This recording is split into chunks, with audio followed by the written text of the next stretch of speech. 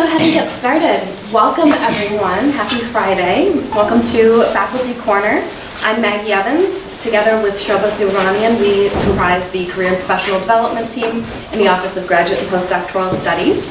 I'm delighted to host three really outstanding scientists for this Faculty Corner focused on how Chalk Talks are evaluated. If you weren't able to attend the first part of this two-part series by Dr. Evan Snitkin, his video is available on our YouTube channel. You can just go to YouTube and search for Office of Graduate and Postdoctoral Studies. You'll be able to watch that. This one will also be filmed, so you'll be able to refer back to this in the future. We also have a lot of other Faculty Corners videotaped and available on our YouTube channel as well. So today, I'm happy to welcome Dr. Kristen Verhey. She is a Kent Christensen Collegiate Professor in the Department of Cell and Developmental Biology and biophysics. Dr. Mary O'Riordan. She is a Frederick Neidhart Collegiate Professor in the Department of Microbiology and Immunology, and she is also our Associate Dean of Graduate Studies. And this session will be moderated today by Dr. Renee Bowie, who is an outstanding postdoctoral fellow in the Life Sciences Institute. So I'm going to hand this over to Renee, and take it away. Okay, so today, as Maggie mentioned, we're going to be kind of trying to focus a little bit more on the evaluation process of Chalk Talks and kind of like how it fits into the overall academic interview. So then, I'll have you start out and just kind of give a brief introduction, kind of like how long you've been at U of M, and also kind of like talk a little bit about how many search committees you've been on, and kind of like how the Chalk Talk fits into the whole interview process. I think I've been here 16 years. And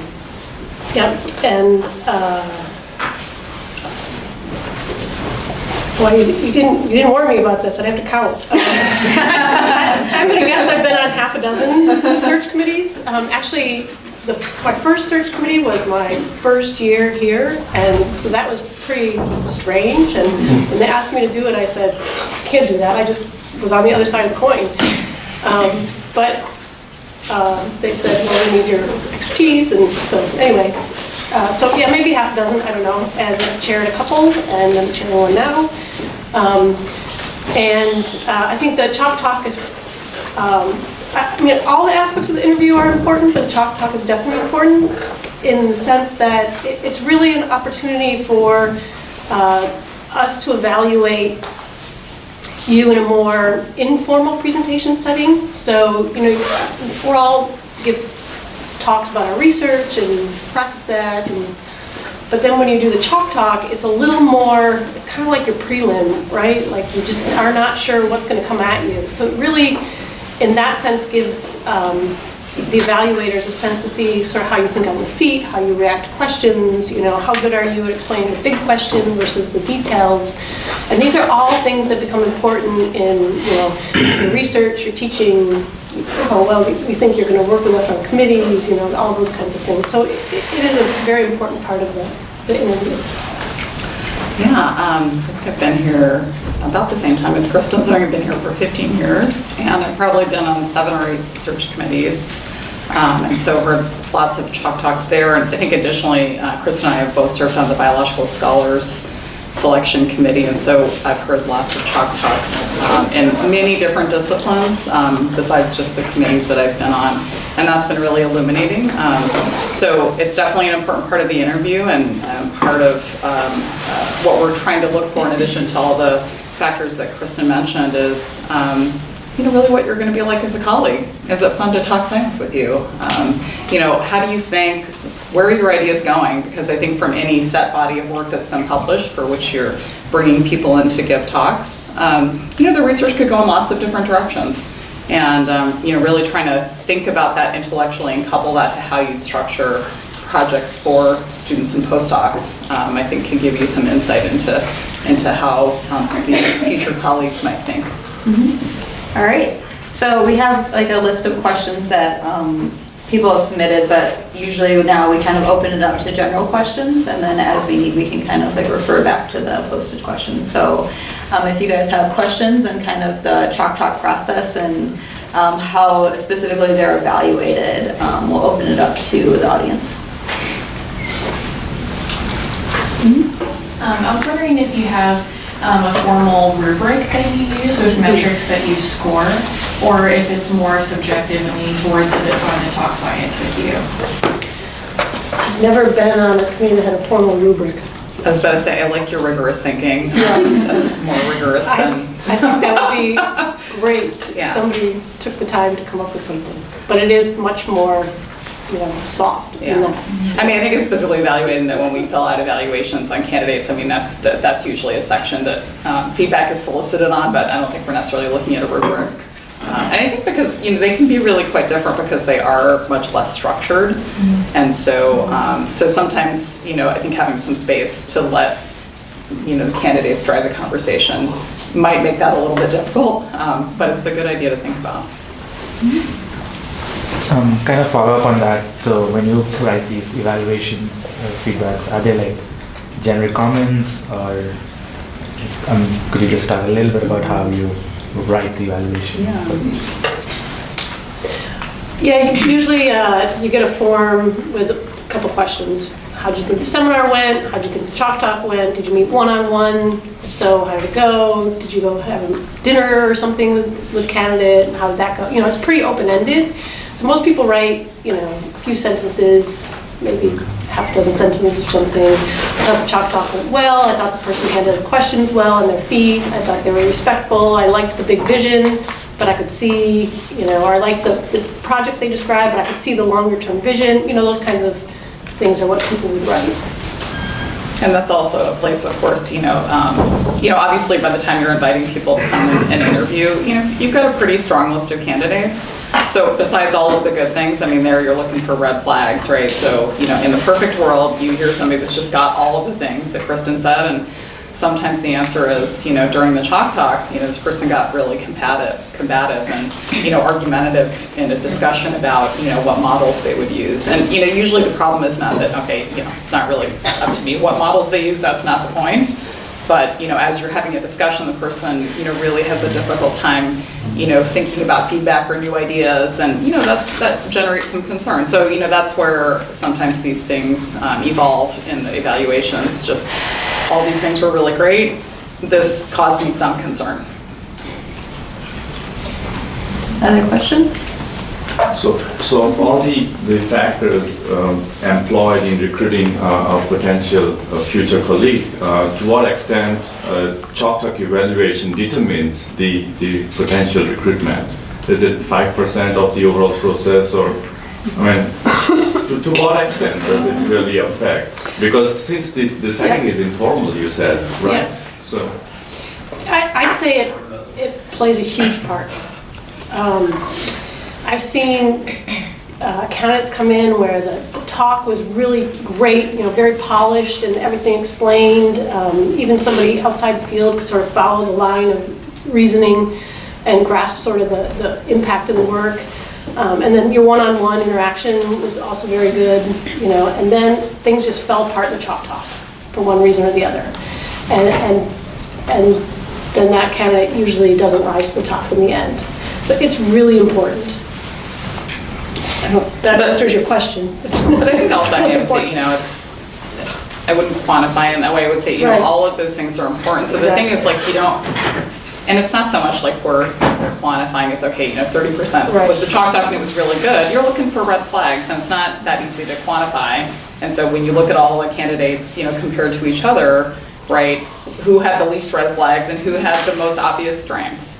And, this can be kind of a really sort of broad array of skills, attributes, potential collaborations, other things that they bring to the department. But one red flag, whether it's in the seminar, whether it's in the Chalk Talk or one-on-ones, all of those things are accounted for, and this can include lunch with students, Yeah. right? Some of the students are like, hey, this person really seemed to not care at all about teaching, and we're kind of concerned about that. So all of those things are important. So this is just one, but meaning just because it's informal, you don't think that it's not also being really stringently evaluated.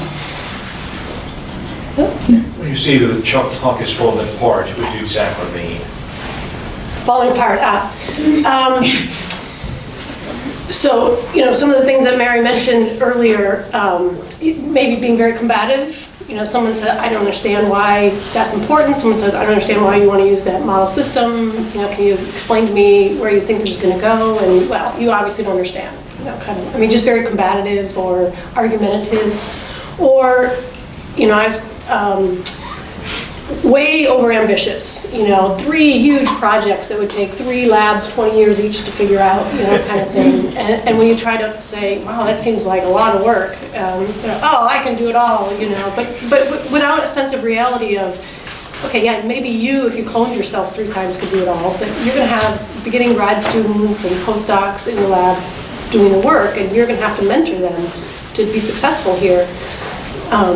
So just those kinds of things, or way too much in the details, and not really conveying the impact and the importance of the work. Just pretty much grandiosity, bad interpersonal skills, and, well, paranoia. Yeah, exactly. Yeah, Yeah, grandiosity is not the right way to come off. I completely agree with that. The other thing that I'll add, so I've definitely seen all of those things and they're not good. The other thing I would say is I think because it is really an informal discussion, but on the other hand, this is an area in which you should really be an expert. So things that you propose to do, not only should you really think about what a realistic portfolio looks like Kristen was saying, but you have to really rationalize in conversation why you've sort of chosen those paths. And for example, again, if you're going to say, well, I'm really interested in using this sort of model system, this transgenic mouse, as a way to understand more about this disease, and someone says, well, that model's actually been quite controversial for the following reasons. The good answer isn't, oh, I didn't know. Because you're just saying that you're going to sort of develop your research program. There's different answers to that, right? There's always something unexpected that's going to come up in conversations and interviews. So you have to actually expect that and learn how to react to that. And there's thoughtful ways to react to that, just to say, well, this isn't the perfect model, but it has these advantages. And I'm certainly open to employing other models as well. But really just to say, well, I thought I'd throw this out there at you, and then go, oh, I didn't realize actually some people thought this was not very good. And so I think those are the things that sometimes tend to come out when people haven't put the sort of level of thought in there that they did for their nice seminar and those things. That does tend to come out. And to know that that's actually part of what the Chalk Talk's about in the interview, right? To really kind of push a little further into your thinking and try to understand, how you're going to achieve your goals. And you want to make sure that you show that you thought that through pretty deeply. Other questions? So in the first part, he spoke about, I'm sorry, I don't remember his name, but he spoke about doing a chalkboard talk and not a presentation. What are your thoughts on that? That's good.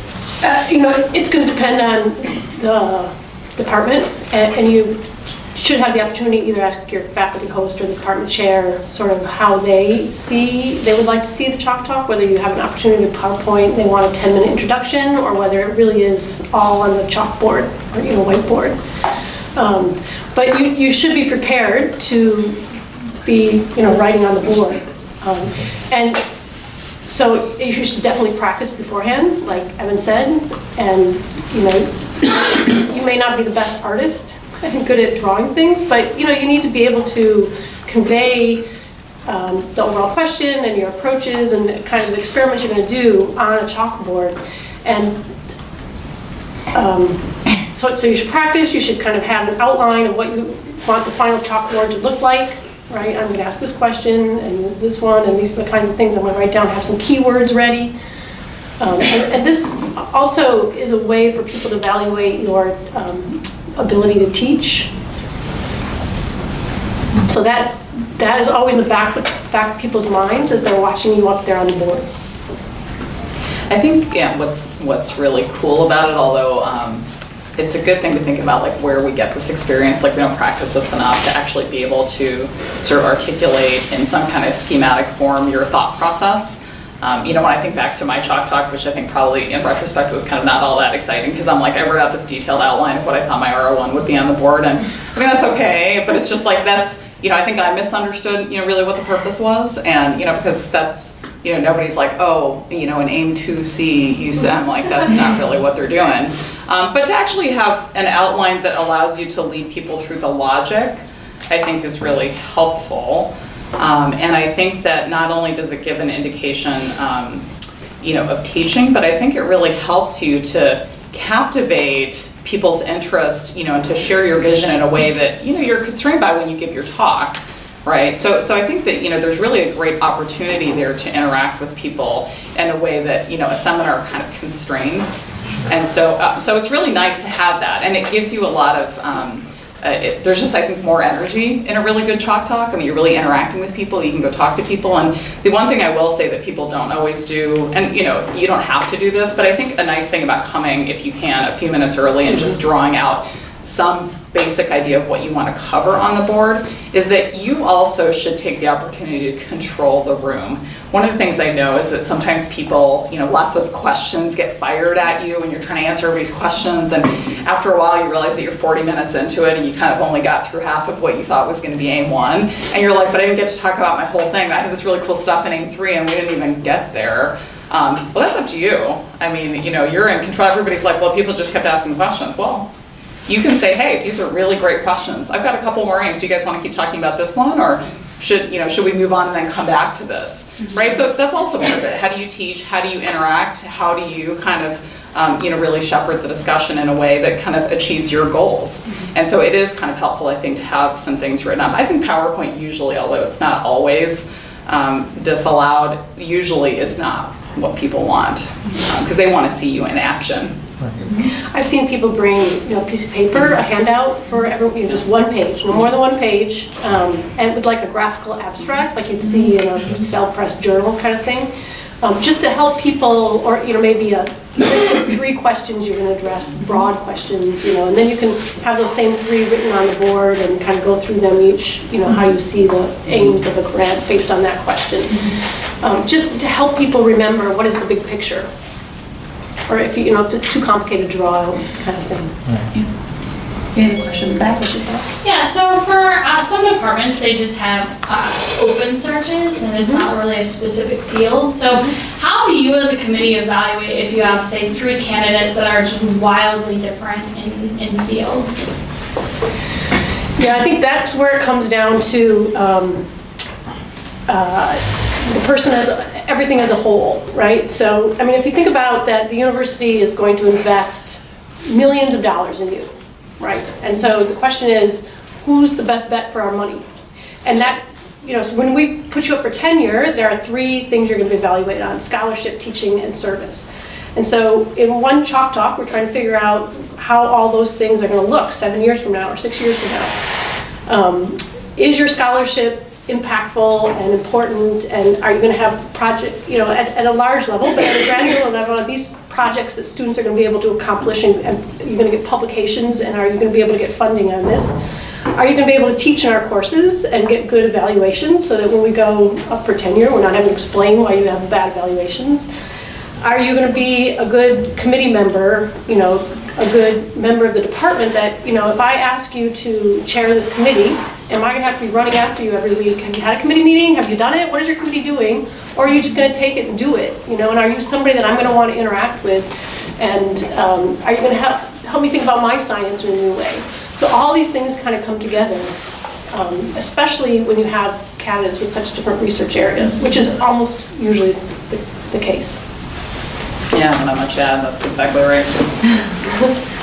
Other question? Yeah. So how much do you care the balance between sort of independence and your own research and the possibilities to collaborate with the people being there evaluating you? I think that's a tough one to answer because it depends on the department that you're going into. Some really want to build in certain areas, and so really want you to be able to collaborate. Or they may have a hole in some area that they want to fill. Others just want, interesting work and people who like to discuss science and come up with good ideas and help me to think differently about my own work. I think I would say it depends. It does, and I think the unfortunate thing as a candidate, you don't always know which one of those Yeah. things is operating, regardless of what the ad says. And it may even be that, some people on the committee want, oh, we really needed this person, and someone else is like, no, we really needed that person. You don't have any way to know that. And so I would err on the side of, really thinking about how you can engage people, not only in getting excited about your work, but how to make them imagine their work differently. So, when somebody, face it, we're all like really kind of deeply interested and invested in our own science. And so when somebody else comes and they're doing something really new and exciting, I'm like, hey, that's cool. So, ideally you want to be able to make clear, oh, there are some very obvious nodes of collaboration between myself and, so-and-so and so-and-so. But this work actually is very broad and could impact, the work of many different people. And so make that easy for people to understand. And so just making sure that, you are framing your questions really broadly. And of course, these days it's really easy to know, where you look at a web page and you're like, oh, I see people doing this, this, and this. It's easy for me to imagine. Who knows if these things will ever actually happen? It doesn't really matter. But just to say, I love it when people come and interview and I'm just like, wow, this person could really change how I'm thinking about the work I'm doing. That's cool. Other questions? Do you have some favorite questions that you like to ask candidates, or is it really just focused more on the aims and getting into that? Yeah, for me, it's more organic. Like, once I see sort of what they're proposing, then it becomes more of a conversation of where do you see that going, how do you see that impacting your field, and how do you see grad students and postdocs being engaged in your work, kind of thing. I don't have a set of questions. I don't either, and it's probably gonna make some of you cringe, but in the best way, it's like it's a lot like what a really good committee meeting should be like, right? Where you're just like, oh, here's some cool stuff I'm doing, and people are asking you questions because they're really interested, and they're like, have you thought about this? And you're like, oh yeah, that's really cool. And so it really is meant to be an exciting conversation. And so, you want to really foster that. And I think that part where it gets difficult, just like committee meetings that are sometimes hard, you're like, why did you do that? And you're like, oh, because somebody gave me these reagents, and people are like, well, that's not so great. So, really, I know it seems, like a lot of sort of check boxes, but a lot of the things that you train for as a graduate student really are to prepare you for that, to stand up there, to talk about your work, to really kind of control where you want your research to go, and to solicit feedback and information, from the people in the room. Mm-hmm. So, that's what it should be like. So when you think about, if any of you are students, I know some of you are, in committee meetings, that's the environment that you want to foster. And if people ask you hard questions, good. That's what you want to hear. And so that's a great way to prepare for Chalk Talks, actually, when you think about it.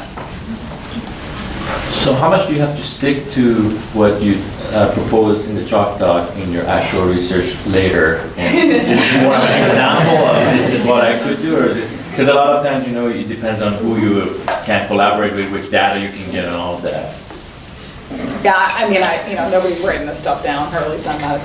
Kristen's going to say differently, but I think, it's not so much the people in the room that are going to constrain what you're doing. You're proposing your stuff in your Chalk Talk based on the data and the work, that are preceding you starting your own lab. And so, it's not everybody else that's constrained, it's your data and what you're able to do. So, if your data completely changed between the time you give the Chalk Talk and then when you start your dive, you're like, wow, I have all this exciting new stuff. Yeah, nobody's going to worry about that. That's my thought anyway. Yeah, I think, in the Chalk Talk, it's more a chance to see how you think. What is your vision? How do you think about problems and come up with approaches to answer those questions? And so if you took a different actual scientific path, but you still have the same overall way of thinking and approaching things and asking questions and designing experiments, I think that's really what should come out in the Chalk Talk. Other questions? Yeah. So what's the relationship between the Chalk Talk and your research statement? Is that basically you're presenting that? Usually. Beyond that, or? Yeah, it's nice if just like in your research statement, you want to have some obvious, doable aims, maybe for your first R1, maybe 3 to 5 years of work that, it's obvious that students are going to be able to do this work. You're going to get papers out. This is going to be attractive to funding agencies. But then you want to have some more longer term kind of things, a bigger picture, like maybe this either a second path, a second project that arose from your postdoc work, but you're going to pursue this one first. Or maybe what you're proposing could lead in a couple different directions, and so here's an example of where I would go after that, sort of bigger, long-term kind of thing. And the other thing I would say, so yes, definitely should reflect what you're talking about in your research plan, but there's an opportunity here that I don't know if Evan mentioned or if it was relevant for him, but when you're giving your job seminar, obviously you're not necessarily going to talk about everything that you did in your postdoc. Sometimes you're trying to say, well, these things hung together and there's all this other stuff that was cool, but it didn't really fit in the story, or there just was not enough time. And you want to make sure that if it's relevant for your future research, say, hey, this is a good time for me to just really mention some of the other interesting avenues of my work that are going to lay the foundation for my independent research that I didn't have time to talk about. So it's not a data presentation, but just to say, this kind of really adds to all the cool stuff I told you about, in my seminar. So yeah, so I mean, you have some flexibility, but it definitely should be based on what you write in your research plan. I think it would raise red flags if it wasn't. And then I had a question. So kind of after the chalk talk, is there a good way for the candidate to kind of get some feedback on their chalk talk and kind of like how to solicit that feedback? Or is it usually just like a yes or no and moving forward in the interview process? There usually isn't a formal way for the candidate to get feedback. I think it depends. You usually have a faculty host, and so you could approach them and say, I'd love to get some feedback from you on the chalk talk. That would probably be viewed very positively. I think you could do that, although I'll say that my guess is, especially during an active job search process, people might be reluctant to give feedback, and I'm not sure if it would be appropriate during the search process, just because there are other candidates. And so, I would say the way that you really want to get feedback is to actually do several, just like your actual seminar, to do several chalk talks. I'm really not kidding. I mean, I've seen some fantastic postdocs from our department, get ready. And I mean, they were so good, but their first chalk talk, because you haven't really done much like it, you're nervous, you're not sure what to expect, you're not really kind of sure how the conversation's going to go. It's really, really helpful to do a few practice talks and get faculty from your department that are going to ask you the hard questions. That's what you want, so that you can kind of get a sense of how it's going to go. So yeah, so that's the time to get the feedback. Yeah. Do we have other questions from the audience? Yeah. So, how the content, your proposal, your research proposal, is evaluated in comparison with your postdoctoral research? You want to find a close link with it, or you can be creative and start a new line of research. What are you looking for? For most people, it arises from their postdoctoral research. I can't think of any candidates I've seen where the proposed research proposal wasn't kind of directly related. So I'm not sure what people would think of that. Well, there's, for example, people that come from industry, you cannot disclose your research, things like that, right? I myself have done several contracts with pharmaceutical companies. I cannot disclose my research. So, those are hard topics to cover, so how you would approach. I mean, obviously in that case, that's kind of a special case. But I have to say, I think the challenge there would be the concern that if you weren't able to share your research as a foundation to build on, that it would be difficult to actually get funding if you couldn't share your data for the same reason. And I think that would be a cause for concern. So it's not so much saying, it's not that these ideas aren't really great. It's just that, the question is like, how long would it take to build up sufficient foundational data that the projects could be funded? So I think that would be the issue. So it's in the part that you can disclose. Yeah. Right. Now, I think it's fair to say, especially if you're in that unusual circumstance, that people can understand why that might be. If you had at least some data, maybe not the bulk of data that you could share compared to other candidates, but just at least some data to say, yes, this is why I'm moving off in a completely different direction, but just to have at least some foundation for it, I think that would be important, but then still understandable. Yeah, so what I think about is, when you talk about what you did during your postdoc, you cannot share all of it. Yeah. So. Other questions? I was just considering the contents to propose in the chalk talk. What if someone already have the care word? So how variation the folks from the different from the care word?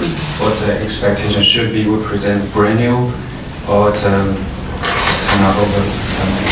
I mean, usually when you have the K99 and the R00 parts, so I think people would expect you to present the R00 portion of your work, which really would be leading to the equivalent of an R01, right? So they would want to see sort of what is your first major grant from your lab, your independent position going to look like. Yeah, I mean, the way I've seen this done really beautifully is in that particular scenario is one of the postdocs from our department who had a K99, and actually, because the R00 part was essentially already funded, she actually just wrote it out on the board and said, so this is kind of, a body of work that's been proposed and funded, so, we're going to do that, but let me take this opportunity to tell you a little bit about this related and second line of research that I would use as the basis for a separate, grant proposal and would, generate projects in my lab. So, I think there's different ways to approach it. I mean, I think the good part is if you're already funded to do the R00, I mean, it's kind of a vetted, project. But I do think that then that's a wonderful opportunity to show a little bit more creativity, because you can already say, yeah, this I already have funding to do this. Here are some things I'd like to now stretch to do. To do in my own lab. So yeah, so I think that's a great position to be in. Are you looking for next R1 content? Roughly. Yeah, I mean, I think people want to see the outline of that project. Like, again, don't propose, 30 years of work, but really think what the next chunk of, the next few years, next 5 years looks like. Yeah. You sort of mentioned doing a practice talk before you go into the interview. That's sort of at the end of your postdoc. So what sort of practice would you recommend throughout your postdoc to kind of lead up to that practice interview question? So I think there are some different ways to do this. I mean, I don't think there's anything wrong. I mean, we probably don't take enough opportunities to do this, but you could definitely ask, your mentor if in a lab meeting, could you actually, whether it's for the job talk or not, I mean, just to say, hey, I'm envisioning kind of an outline for the rest of my project. Can I actually do, instead of doing a PowerPoint presentation in my lab meeting, can I just, do a chalk talk on the board and actually talk through? So actually, at least in micro, the faculty actually do this for the grant proposals. So we have, just like what we call faculty research conference, and once a month, anybody can sign up and say, hey, I'm going to submit a grant, for the next cycle. Here's my specific aims. I'm going to talk through this with you guys. Now throw some questions at me. So we've actually started doing that. It's just a great way to have people kind of vet and stress test our ideas, and there's no reason why you guys can't do that too. I think the thing that seems hard is, people are going to, I mean, the whole point is to have people ask you hard questions, and so it seems a little intimidating, but better to hear from your colleagues than from, anonymous reviewers. And so, ask for it, like just, or just, get a bunch of really smart postdocs like the people in this room and say, hey guys, I'd really kind of like to think through this. Can anybody come? I'll bring some donuts and, ask me some hard questions. That's what I would do. Yeah, I think if you're writing a fellowship, you can sort of have a chalk talk for your fellowship, sort of showing the aims and then having people give you feedback and talk through, have you really thought about this aspect? Are you really going to be able to answer that question using this approach? Those kinds of things. But then, your lab meetings are also, you can view those as opportunities to practice this kind of thing, because, you're presenting your data, but people are asking you, but how can have you done the right control? Are you sure? Have you thought about doing it this way? I mean, those are the kind of questions that, give you good practice in these kinds of things, being able to think on your feet and consider alternative explanations kind of thing. And I'll just say to add to that, if you're going to do this in lab meeting, I think we're all used to, people are like, oh, here's my data, here's what I think. But sometimes, when I want to do that, I really explicitly invite people to say, I'm really trying to think about some new, different ways to approach this problem. So I might even propose some crazy things, and I want you guys to really pull this apart, because sometimes people are just kind of going along the way they always go along, and so if you really want, some additional feedback, I usually invite people to do that at the beginning, just so that they really have their thinking cap on. So the K9 and R00 are specifically designed for transition. Talking to a few people, it seems like if you have another K, you can also and it usually allows you to take it with you to your faculty institution. how does that weigh against like K99? Have you seen it? What are your thoughts on that? Is there any difference if I come in with like a different K9 and K99? I think any funding that you bring with you is much appreciated by your new institution. Not necessarily, just definitely a plus. Yeah. So I don't know where to ask this, but I think that's something nice to address. So how is they evaluated during the faculty search? I mean, there is any space at a given point in which you are evaluated, even if you are a minority, or I don't know, some people had also handicap or special requirements, how that is evaluated. The faculty search will have any weight or where you should disclose it. It's recommended that you disclose it. How, I guess that yes, how you work with people in your department, so how that will play a role in recruitment. You're asking how to disclose, how or when to disclose something like a disability? For example, yes. I think I would wait till the second visit, because the first visit is really for them to get a feeling for you and would you fit, and likewise, do you like the department? Are these people you could work with for the next several decades, for example?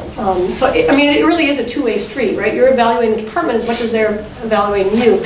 Your evaluation usually comes more in the second visit, but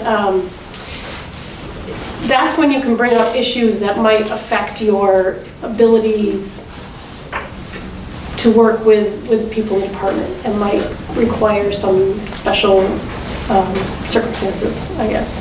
Okay. Just, it's sort of like family issues, don't bring those up the first time, Yeah, but because it shouldn't be close, right? Nothing, nothing ever has to be disclosed other than, I mean, anything that's going to impact your... So you certainly are not required to disclose anything. I feel ambivalent about this because I sort of feel like in a way we want to reach for a really kind of broad representation of candidates, and obviously the broadest look is early, right? By the time you get to the second interview, you're down to one or two people.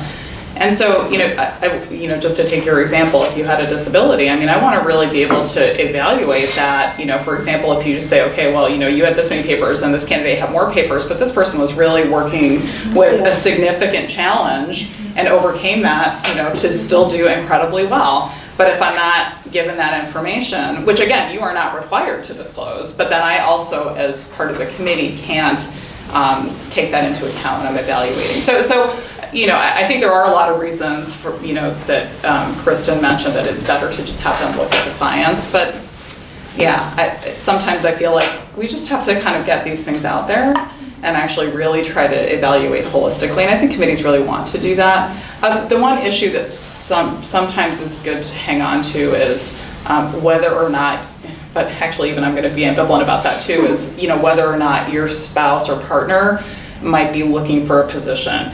A lot of people understandably might wait until the second interview, but I will tell you that Michigan works very hard to try to recruit partners, and sometimes that takes a while to, especially if you have a partner that has a relatively high level position in some sector. Those jobs don't just appear like that, and there are times when we have not been able to recruit people because they didn't tell us until the second visit, which again, they have every right to do, but that we were not able to mobilize quickly enough to make their partner some kind of arrangement. Mm-hmm. And another university could because, they were in a different place or they just had that. Mm-hmm. So, there's not a right or a wrong answer. I mean, you have to have some comfort level with, what you're willing to talk about and disclose about yourself. So. Yes. Just related to that, sorry. So women, both are very nice to have children. Mm-hmm. So the same way, it's evaluated like that. It's not a man or a woman thing. Well, it shouldn't, right? But it shouldn't. I come from a background in which, this happened more. It goes impact to women, right? Yep. So, I agree with you, yes.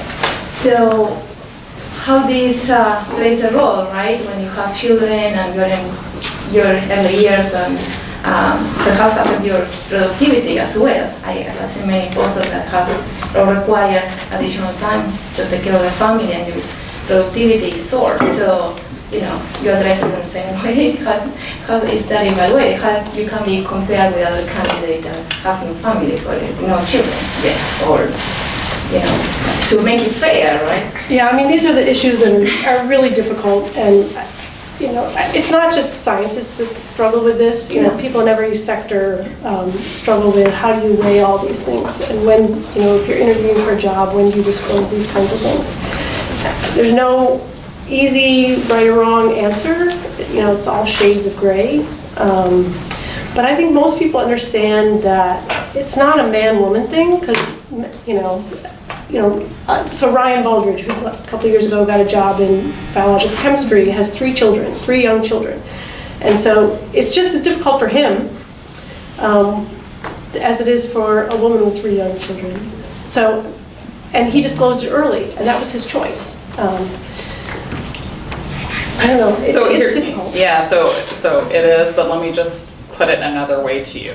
So again, always your choice to disclose, but when you don't, if it's because you had young children or you were taking care of elderly parents or you had, some kind of health-related issue, when you don't disclose that and that's affected your productivity, all I get to see on the committee is this was the productivity. So in my head, I have to kind of come up with a story about that, right? And so if there's a gap there, people fill it with you have no control over what. Or you can say, in spite of the fact that, I had 2 young children, I was taking care of elderly parents, I was still able to make really great progress, publish high impact work. And so, in some ways, that gap is there. And so you can choose to fill it or not choose to fill it if you're worried about how it affected your productivity.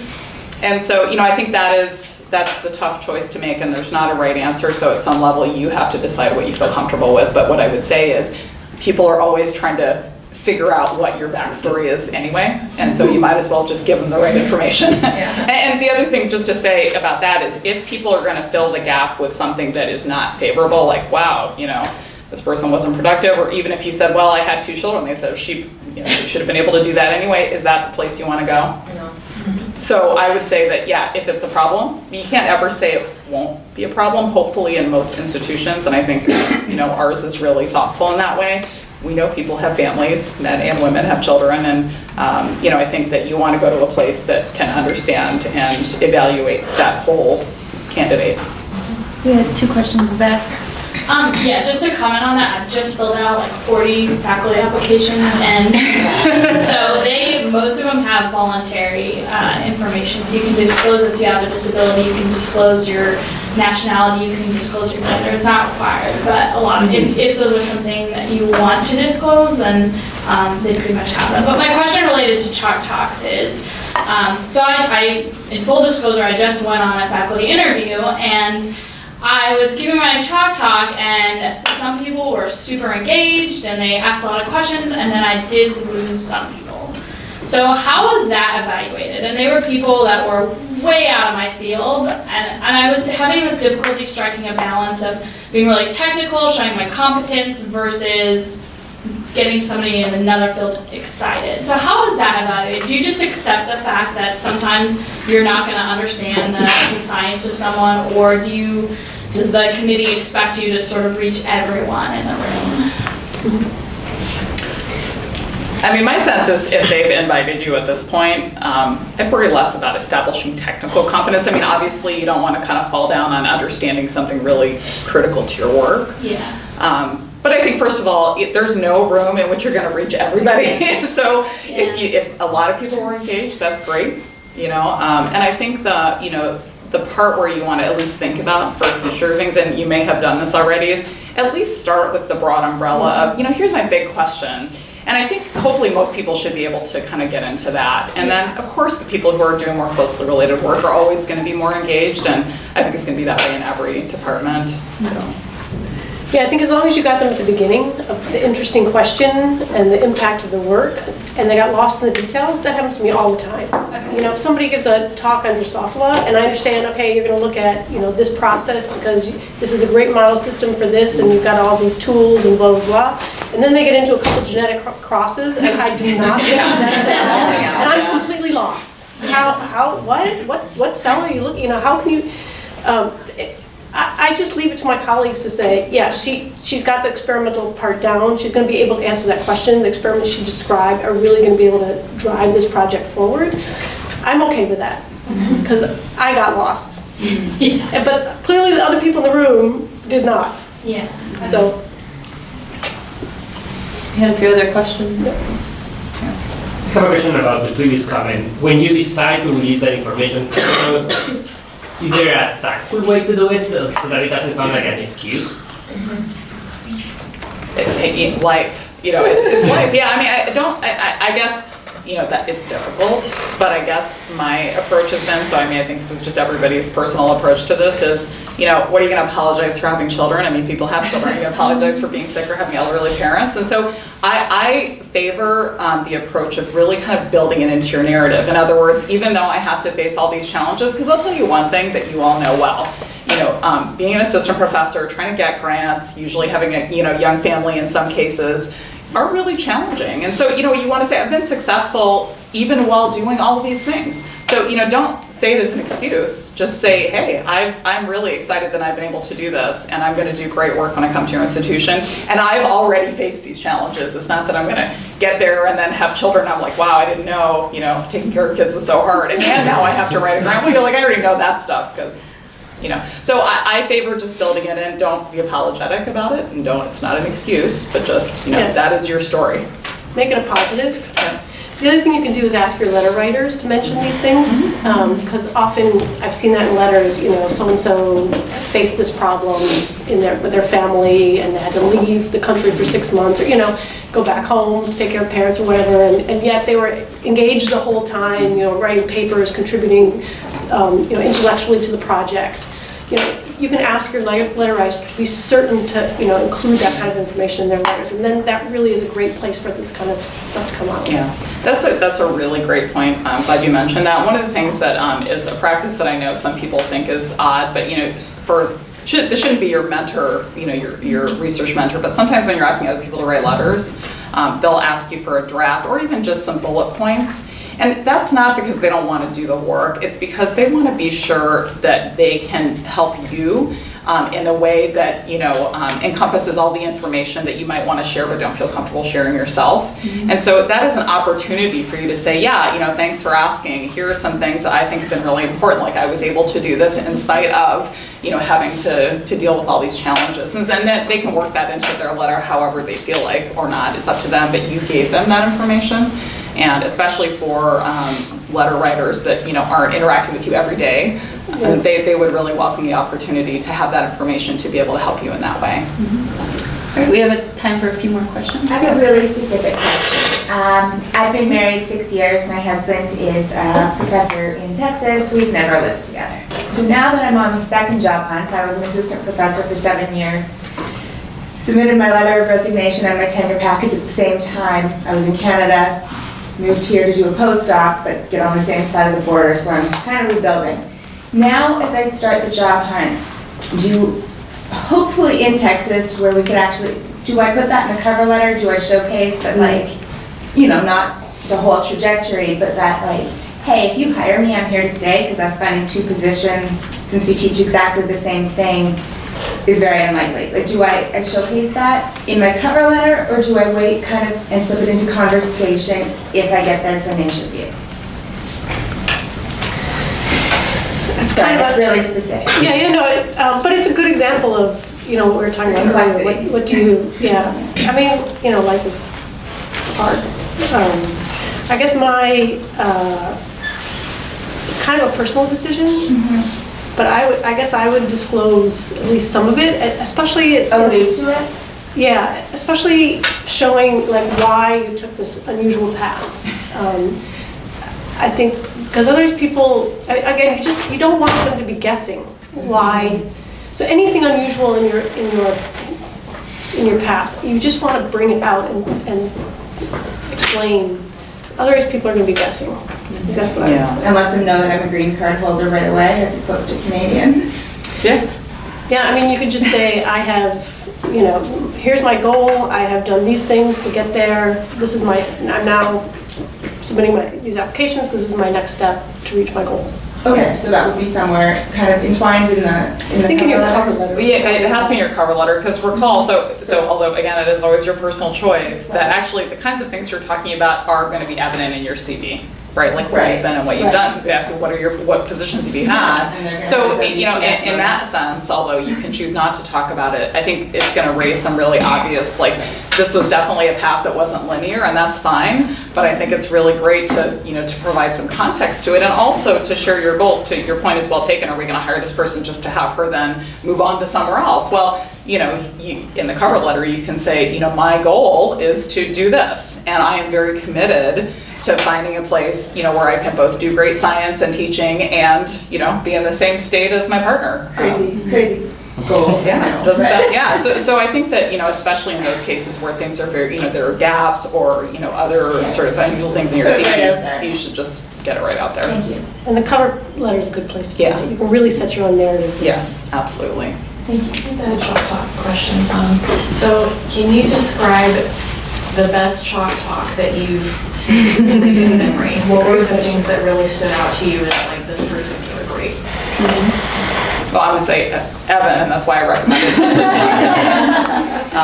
Yeah, but I have seen some other ones, but I think they were characterized by, actually, you know, I don't remember if you were at this one too, as a biological scholars candidate, but just really starting out with some very big picture questions that I think were helpful to engage everybody in the room. And then actually really kind of working through the logic and really pointing out kind of the gaps in our knowledge that this research was going to address. So even if you didn't understand all the details and it wasn't quite in your field, you could say, oh yeah, that seems like a really important question. I'm kind of surprised we don't know that. And, or this is kind of a really burning problem and right now we don't have a great way to solve it, but the person's like, yeah, I can do this. And, you know, to really engage people in, you know, shaping that conversation around these big problems. And then if people want to ask questions about the details, you answer the questions. But the candidates that I think were really good didn't force people into the weeds. They kind of let people ask. They just started out pretty big picture and just laying out a broad outline of their work and then going deep where people were interested.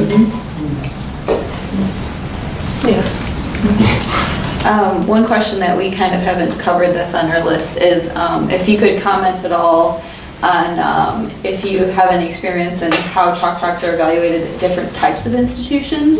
So specifically differences in like more of an undergraduate institution versus like an R1 institution. Well, I don't have any experience evaluating any other institution but this one.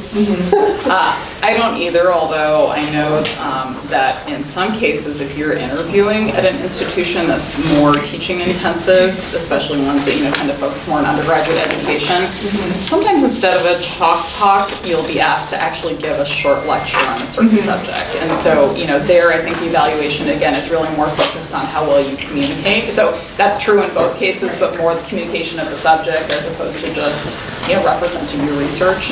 So yeah, so I don't have specific information, but my sense is largely you're evaluating, is this person a great communicator? Are they a logical thinker? Can they engage well with their audience? So in that sense, my guess is that there's probably some similarities in how they're evaluated. Yeah, I think the overall evaluation is still the same. You know, there's these 3 things that you're going to be evaluated on when you go up the tenure. So if it's a tenure track position, you're going to be evaluated on your scholarship, your teaching, and your service. So they're asking the same questions. Is this person going to be able to do this scholarship with, and maybe in this case, undergrads, right? Is the project good for undergrads? Are they going to be able to engage them and be realistic and maybe hopefully bring them to meetings? And in all best cases, actually get publications with undergrads. Are they going to be able to teach our courses? And often this is undergrad courses, so really engage them and be clear and all that. And then are they going to be good, you know, for service? So I think all that kind of stuff is the same. I have had postdocs who got jobs at small, primarily undergraduate colleges, and they did have to give a practice teaching talk. And so, but again, practice it. Find some undergrads, find some grad students who can pretend to be undergrads, you know, give a pretend lecture, and then get feedback from those people on how well it went. Do we have any last questions on the chalk talk process?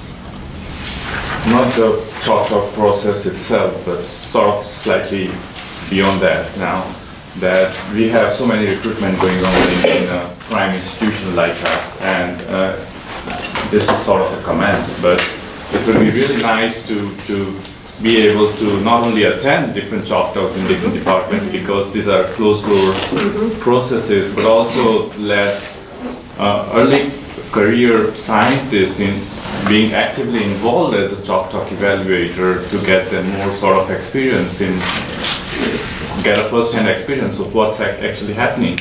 Just like we have now early career reviewer pools by different journals. So I think that would really help. That's a great suggestion. Here's what I'll suggest, because I have heard this suggestion before, and I agree with you, it would be really helpful. My sense is, and Kristen can comment if this is true in her department too, is that the Chalk Talk itself is best without a giant crowd. Like, you don't want like this many people in a Chalk Talk. It's just gonna get really difficult. And that's one of the reasons why I think they're not just kind of open to everybody. It's not the desire to exclude people, it's the desire to have kind of a reasonable conversation and discussion. But I would say that all of you guys who are interested either, you know, in the job search process or thinking about it, go to your chair and just say, you know, at this point in my career, it would really be helpful to me. You know, 1 or 2 extra people are not the issue. It's just making it open and having everybody come that I think is sort of less conducive to the kind of interaction that we want to have with the candidates. So I would encourage you to go to your chair and say, are there active searches, and could I request to be included in Chalk Talks if you think that's going to be okay. I hope chairs would accommodate that. Yeah, my department, we had search last year, and for each Chalk Talk, 2 postdocs were allowed to sign up. So again, you know, because you don't want to open it to all of them, you don't want to have like 10 postdocs and then like 6 faculty. So 2, they could each sign up for 1, and then that way everybody could get the experience, but we didn't completely overwhelm the Chalk Talk situation with a bunch of postdocs. So if your department is not doing a search, then, you know, maybe there's a sort of sister department or related, and you could approach, you know, the chair and ask, would it be possible for me to sit in on one? In the last minute, if you guys could kind of like comment on what your take-home message is, or kind of, I guess, some key things that when you're serving on search committees and like sitting in on a Chalk Talk, what you really look for, and what you kind of, I guess, you know, like, what you really want the audience to know as far as what search committees really look for in a Chalk Talk. I mean, I think again, it's, you know, in terms of the Chalk Talk itself, it's being able to get people excited about the overall ideas and impact and of your work, and whether or not they understand the details is not that important. You really want them to understand the overall ideas, and that you have a clear path of what you're going to do for 5 years, and then sort of where it's going to lead beyond that. And then that you are a good communicator and a person that they're going to want to interact with based on the discussions you've been having in this kind of situation. Yeah, absolutely. And I think as part of that, really thinking carefully when people ask you questions. It's, you know, don't think of questions as like, oh, gotcha, are they trying to, you know, are they trying to, you know, show me up? It's just, oh, that's really helpful that you're telling me something that, you know, I need to incorporate into my ideas. So, you know, can you tell me a little bit more about what you're asking? So really engage with people in the questions they're asking you. I mean, the best case scenario, these are the people that are going to review your manuscripts, your grants, and, you know, sort of take their questions, you know, really thoughtfully, and show yourself to be that kind of colleague that can take feedback, that can kind of really engage in good collaborative discussion. Okay. Well, with that, let's thank our panelists for your research.